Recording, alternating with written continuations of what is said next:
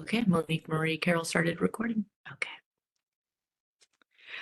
Good morning, Samantha. How are you? I'm okay. Good morning. Doing okay? Do you go by Sam or Samantha? How would you prefer that I refer to you? Sam is fine. Okay. Hi, Sam. And how do you identify? I want to make sure that I use language that you're comfortable with. She, her. She, her. Okay, perfect. And what is your date of birth? It's 9/12/1995. Okay, nice, perfect. And are you married or single? I'm married. Okay, perfect. So you might notice I'm just gonna, since this is our first time meeting, I'm just going to ask lots of questions about you so that I fully understand or have like the best to my knowledge understanding of what's bringing you in and, a little bit about your social situation. I'm sorry, so did you say that you were married or single? Married. You're married. Okay, nice. How long have you been married? 10 years. 10 years. Wow. Yeah. Any children? Two. Two children. Nice. hmm Okay, perfect. Um, how about your family, your mom and dad? They're never married and Oh, separated. okay. hmm Okay, okay. Did you so they when you grew up in your household it wasn't with them living together? No. Okay. Any siblings? Mm-mm. No, okay. And how would you describe your relationship with mom and dad? Um, I talk to them both pretty regularly. I feel like I get more support from my dad. My mom is a little difficult. She has some mental health issues of her own. But overall, I mean, it's okay. Yeah, okay. Okay. And then no siblings, so we'll just keep moving on. What culture would you say that you identify with the best? I think just the standard American culture. I know that um grew up in my dad's house and we have a little bit of it's not Hispanic, but like South American. Hmm. My family's from Brazil, so Oh, kind wow. of Okay. yeah. Nice. Very cool. Um, okay, so now that I've gathered a little bit about you, what brings you in today? Uh, I've been dealing with a lot of anxiety. I started to fail one of my classes, and I think it's just been really beating me down and just feeling so anxious over it. Hmm, that must be really hard. Yeah, it's been really, really tough. What program are you in? Psychology. Oh, okay, nice. hmm And what college do you attend? Cal Baptist. Okay, Cal Baptist, nice. hmm Yeah, very stressful though. It is. It's very stressful. Yeah. Have you ever dealt with anxiety in the past? Some, I've definitely had like bouts of anxiety, but nothing as bad as it is now. I would say it's getting pretty severe. Okay. Have you ever received any sort of counseling or therapy or psychiatric care in the past? Um, when I was in high school, I did see a therapist for a bit, and my doctor had tried to, well, I think the name was Zoloft, like a antidepressant, to see if it Oh. helped. hmm Um, but I didn't continue either the medication or the therapy. Okay. How would you describe, how did you feel like the therapy went? Was there a reason why you stopped? I think it just got really hard for my dad to keep taking me. I was in high school, so I didn't drive. And I think it was somewhat helpful, but I think I just Mhm. um, maybe I It's a didn't lot. listen to the therapist enough or anything. Yeah, it's a lot to manage, especially at that age when you're a teenager. Yeah, Yeah. that makes sense. Let's see what else. Um, how about describe to me any friendships that you have? I have not very many friends, but a couple of very close friends. I probably have like five friends that I'm really, really close to. We speak daily. Oh, nice. Okay. Mhm. So not like a super big circle, but more of like a tighter circle. Yeah, yeah. Perfect. Are you involved in any like clubs or any hobbies that you do for fun? Um, Not really. I think school and kids kind of take over and take all my time. I do like to read and things like that, but nothing Nice. really, no clubs or anything like that. Okay, that makes sense. You sound pretty busy, so that Mhm. makes sense. How would you describe your relationship with your husband? Really good. I feel like I have a very good husband. He's very supportive in everything. He tries to help out as much as he can. Oh, that's amazing. What a really nice quality in a husband to be Mhm. helpful and you like him, so that's good. Yeah. Did you guys know each other for a while prior to marriage? Um, about a year before we started dating, and then we dated for a couple of years and then got married. Nice. Very Hmm. nice. Oh, that's great. Okay, so the next part, we're going to switch gears into like the academic part. How long have you been stressed out about your grades? Well, so my classes are about um 8 weeks long each class. And I mean, I've always been kind of stressed about my grades, but lately this one class has just kind of really been kicking my butt. And um, I think I'm about 5 weeks into this class and I'm failing. So I guess maybe the last like 4 or 5 weeks. Yeah. Mhm. Have you been able to discuss any of this with your professor? I tried reaching out and emailing, and the professor does seem really understanding, but it's still, I'm still struggling to keep up and keep going forward with it. Is there any chance that you will be able to pass this class with a few Hopefully. weeks left? Hopefully. Okay, so you Yeah, have a I'm chance. I'm hoping so. Yeah, we have to maintain a specific grade, and I'm just hoping that I can get enough to pass it. Yes, yeah. Well, I hope so. Um, have you been able to make any sort of modifications or to help you get through this last stretch in the class? Um, I think I'm just really trying to figure out my time management. Mm, It's a work in progress, I'd say. I haven't quite figured it out, but I yeah, think I'm getting there. yeah.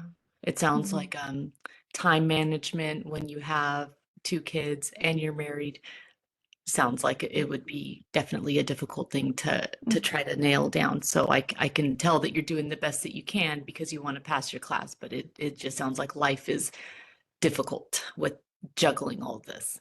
It Yeah. is, yeah, there's a lot of roles to fill. Yeah. Describe to me the anxiety that it gives you if you can.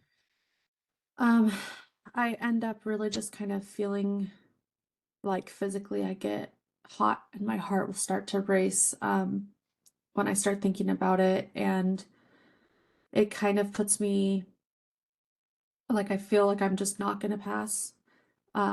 And I start to get really shaky. And even just thinking about getting on the computer to do the assignment, I just start to, oh, well, what if I'm not going to do well enough? And then I start getting anxious over the specific grades because they're so important right now. I need good grades to be able to pass this class.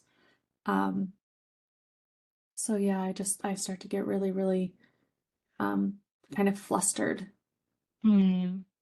Yeah, it sounds like maybe overwhelmed, feeling pretty overwhelmed, thinking about even starting the assignments. Yeah. Hmm. It sounds like it's causing you a lot of emotional distress, even just thinking about where to get started. It does, yeah. I mean, I'm thinking ahead to what's the assignments for next week, and I haven't even finished this week's assignments. I think I'm just going too far into the future.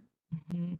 It's very common to do that when your anxiety is kind of going through the roof, and it's very common to look ahead, look ahead, look ahead, and that's exactly what anxiety is. It's worrying about the future, and it's very easy to get kind of caught in that cycle when you're very worried about what's going to happen with this class. So it's very common to deal with that kind of stuff when you're struggling with anxiety. Mhm. Um, but it sounds like you're almost done with the class and you've made some modifications with time management to try to get through it. So hopefully we can continue to, if it was maybe one of your goals to maybe reduce some of these anxious symptoms that you're experiencing, do you think that would be something that you'd be leaning toward? Ideally, yeah. Yeah. I Yeah, would that'd be like good. to feel better. Yeah. Okay. Um, good. We're going to switch gears again. Any substance or alcohol use? No, I mean, when I was 21, I would go out and drink occasionally with my husband, but I don't do anything now. Oh, okay. So no drinking and no recreational Mhm. drug use. Okay. No, And then the only drug that you had mentioned was that Zoloft that you were prescribed and you don't, that's not something not that you're taking. anymore. Okay. Mhm. Okay. Sounds good. Um, have you ever had any thoughts of ending your life or wishing that you weren't alive anymore? Sometimes, yeah. Sometimes? Hmm. Okay. Tell me what that's like. Um, I think I really get hard on myself when I feel like I'm failing. And then it kind of ruins like my perspective of the future. Mhm. And, I just end up feeling really hopeless. So I have thought about it before. Yeah. Yeah. Mhm. That's understandable. And we call that, it's a type of suicide ideation. And it is common, especially when people are feeling very overwhelmed or very anxious about something big, like, being in grad school and, not doing super well in a class. It's understandable that you might have those thoughts. The next question I have you ever thought about actually doing something about ending your life? No, I think it's just kind of like a passing thought, like, oh, Okay. it'd be easier if I wasn't around. But I've never really thought about doing it, or I've never tried to plan doing it or anything like that. Okay. Okay. And you don't have any history of planning or thinking anything further, Mm-mm. no intent. No, just I mean a history of thinking similar, but not with a no intentions to really do it or to follow Okay. through. Okay, I understand. How often would you say you think about it passively? Uh, Probably maybe like once a week when Okay. when all those deadlines, I think it's when all the deadlines for the classes start. Um, and then I get overwhelmed and Yeah. I think, oh, it would be so much easier if I didn't have to do this right now. And then I start thinking about failing. So Yeah. probably around the same time, like the deadlines for the classes or for the assignments. I see. Yeah. Um, and have you ever thought about how you would do it? No, It doesn't get that far. no, Okay, just double checking. mhm, Okay. Um, yeah. Have you ever had any history of self-harming? no. Okay. Just the thoughts, just Just, every once in a while, the thought. yeah, the Okay. occasional Okay. thoughts. Okay. Would you ever be comfortable or think that it would be necessary to do any sort of safety planning when you have any of those passive suicide ideation thoughts? What kind? Probably, it probably wouldn't Sorry, be a go bad ahead. idea. Okay. But I mean, I think having plans, Yeah, safety plans was always a good thing. I don't know if I'd necessarily ever need to use them, of um, course. but it's might be a good idea to have one in place. Okay. So the first thing that I would ask is who would be somebody that you would be able to call or talk to when you're having some of those thoughts about maybe it would be easier if I wasn't alive anymore. Probably my husband would be the first one I'd go to. Oh. If your husband wasn't available or was at work, who would be another person? Um, Probably one of my friends or maybe even my dad. Oh, okay. Nice. And can you tell me the name of your friend? Savannah. Savannah. Okay, so Hmm. we have your husband and tell me your husband's name. Cody. Cody. Okay, so we have Cody, Savannah, and Dad. Hmm. So right off the bat, three people that we could call if you're ever feeling like these thoughts are not going away or getting a little bit more intense. Three people to call. How about a list of three activities that you could do to maybe kind of distract yourself or keep yourself busy when your mind is going there? What are three Um, activities that you could do? Maybe read. I do like to read. I like to go for walks when I'm kind of feeling stressed out, or just Okay. not necessarily in the bed headspace. I like to go for a walk, get some sun if the Yeah. weather allows. Yeah. Um, That's nice. Good and idea. a third one, actually, it's something I used to do all the time with my husband was he would drive and I would just sit in the car. I like to just look out the window and I don't know, maybe it's the movements or something. It's just calming. Yeah. Nice getting out. Hmm. Nice. That sounds really good. Um, what are three reasons for you to not ever end your life? Um, my kids, Your kids. Mhm. my husband. I mean, just kind of my family, I feel like in general, all of that. Yeah. And A then lot of people that love you. yeah, Mhm. yeah. Kind of hard for me to think of like more than just that. Maybe Of just course. thinking about, even though it's stressful to think about the future, I try to think about I'm going to school to be a therapist too, and trying to think about the people that I could help in the future.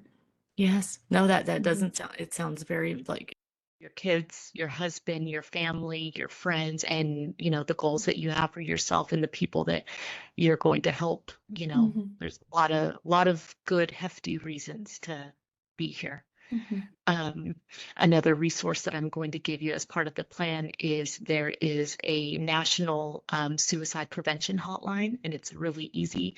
So you could save it in your phone or you could save it in a note, but the phone number is 988, and you can call or text this hotline anytime. So if those thoughts are ever um, too intense and you don't have any of the people, your husband, Savannah, or your dad to reach out to, you always have this hotline as a resource.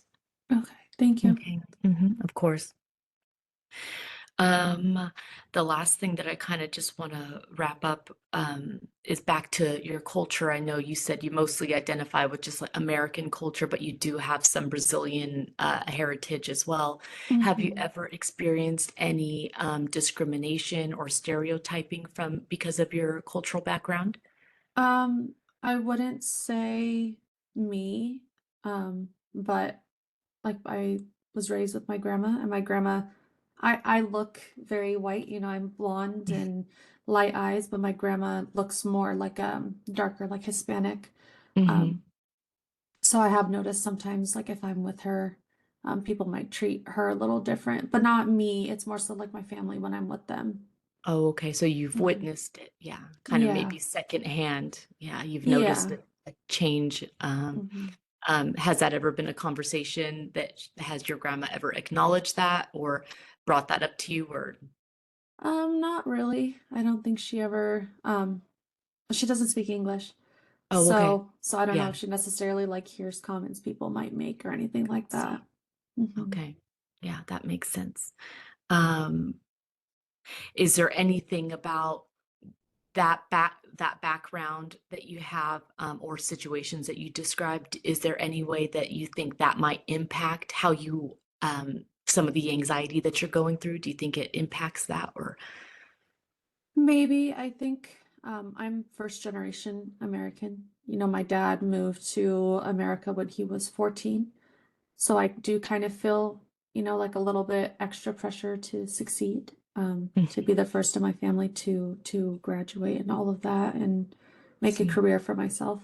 of course, yeah. Mhm. More pressure, you said. Yeah, that Mhm. makes a lot of sense.